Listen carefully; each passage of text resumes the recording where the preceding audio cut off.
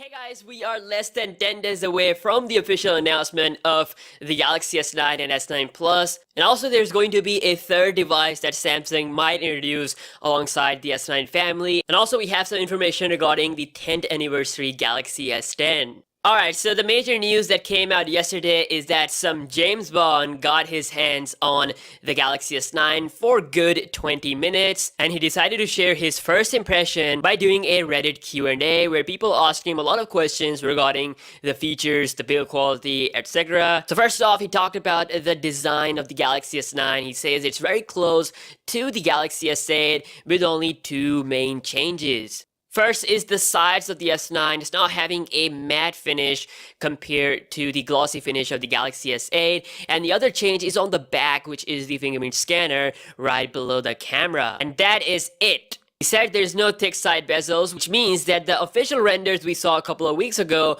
were indeed made by a 12-year-old. That's why they look so bad, but in reality, the Galaxy S9 is very similar to the S8. The only change we have is with the new matte finish and the fingerprint reader on the back. Now, as for the fingerprint scanner, he said it's still close to the camera, and the chances of touching the camera lens are still there. He himself smudged the camera, but in my usage of Galaxy A8, which is also a phone that has a fingerprint scanner on the back, the positioning is fine and better than the Galaxy S8. It's still close, but I got used to it pretty quickly. It wasn't a big issue at all, although it's not the fastest one, so I would really like to see a faster unlocking speed with the S9 and S9 Plus. And speaking of Galaxy A8, today is the last day to enter the Galaxy A8 2018 giveaway. To enter, all you have to do is to subscribe to this channel, give me a follow on Instagram, and follow me on Twitter because that's where I will be announcing the winner. And lastly, leave a comment below. Now it's finally confirmed. The guy said that the S9 indeed rocks a dual stereo speaker system,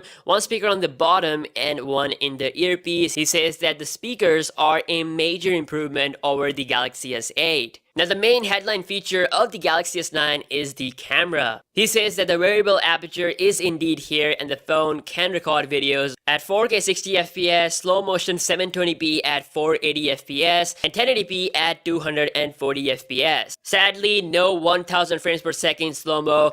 But the device he was using was not the final retail unit, and also it was the US Snapdragon model, as we do know that the Asian Galaxy S9 or the international model is much faster in single core with its Exynos 9810 processor power, so we still could see this 1000 FPS slow-mo feature in the final version. We do know that S9 has a super slow-mo video feature. The teasers and everything shows all that, so it does feel like the S9 should be able to go beyond 480 frames per second. For the front camera, the guy said that Samsung will market one feature heavily, and that is the 3D emoji, aka 3D stickers. It's actually a little bit different from an emoji, kind of like a mix between the Animoji and Bitmoji. Users can create their own avatar and control its facial features, similar to an Animoji. He also said that it looked less polished than Apple's version. Judging from this Galaxy S9 teaser, it does feel like it is less polished than Apple's Animoji. Again, I'm not a big fan of this feature.